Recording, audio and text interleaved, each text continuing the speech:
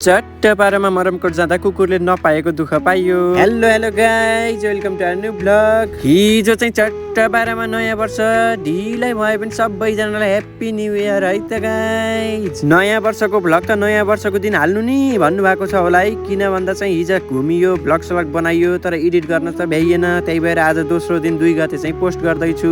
घुम्न चाहिँ कता गयौ भन्नुभएको छ होला है, हुन त सुरुमा भनिसकेको छु, त्यही पनि फेरि भन्छु है। घुम्न चाहिँ हामी मरमकोट जाँदैछौँ। को भन्दा चाहिँ हामी 4-5 जना दाजुभाइ मिलेर चाहिँ जाँदैछौँ। हामी चाहिँ चट्टपारामा बिहान उठेर चिया नास्ता खाएर माथि रोडमा आएर जोरधारा जाँदैछौँ। मरमकोट जाने चाहिँ बाइकमा हो, तर हामी 2 जना चाहिँ जोरधारासम्म बसमा जाँदैछौँ। हामी चाहिँ जोरधारा झरेर यहाँको एकदमै मिठो पकौडा सुकाउने बटुक खाँदैछौँ। हामी चाहिँ जोरधारा आएर 3-4 घन्टा कुरेर बस्नु पर्यो, किन भन्दा चाहिँ बुटोलबाट आउनु हुने 2-4 जना दाइहरू चाहिँ एकदमै ढिलो गर्नुभयो आउँदाखेरि चाहिँ। अहिले चाहिँ चट्टपारामा 2-4 घन्टा बसिसकेपछि चाहिँ दाइहरू आउनुभयो। त्यसपछि चट्टपारामा म चाहिँ एउटा दाइसँग बसेँ, अनि बाँकी 2 जना चाहिँ अर्को दाइसँग बसेर हामी चाहिँ जाँदैछौँ। मरमकोट जाने बाटो चाहिँ एकदमै बिग्रिएको खत्तम रहेछ।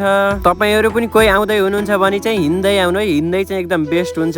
यो बाइक, स्कुटर, कार यस्तीमा चाहिँ कसैमा आउनु हुँदैन है, दुःख पाइन्छ।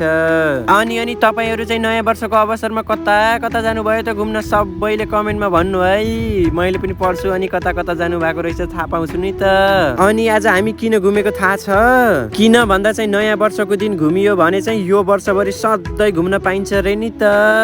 अनि भ्लग चाहिँ के कस्तो लागिरहेछ चट्टपारामा कमेन्टमा भन्नु है। हुन त जति राम्रो बनायो नि तपाईँहरूले लाइक पनि गर्नु न, कमेन्ट पनि गर्नु न, रिपोस्ट त परको कुरा भयो। बोल्दा बोल्दै हामी त मरमकोट आइसकेछौँ। हेर्नु त कति राम्रो देखिएको, डाँडा चाहिँ राम्रो रहेछ, तर बाटो चाहिँ खराब छ।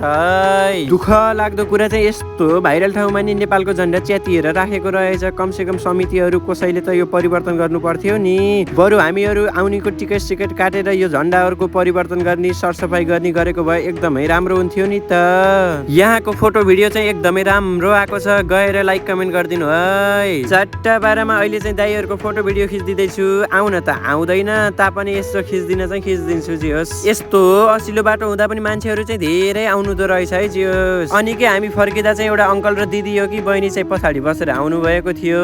त्यसपछि घुम्टीमा चाहिँ लोट्नु भएको थियो। हुन त केही भएन उहाँहरूलाई, त्यही भएर एकदम चलाउन जान्ने चाहिँ आउनु होला है, नत्र चाहिँ हिँड्दै आउनु। चट्टपारामा हामीहरू चाहिँ घुमेर फर्कियौँ। हजुरहरूको नयाँ वर्ष के कस्तो भयो चट्टपारामा कमेन्टमा भन्नु होला।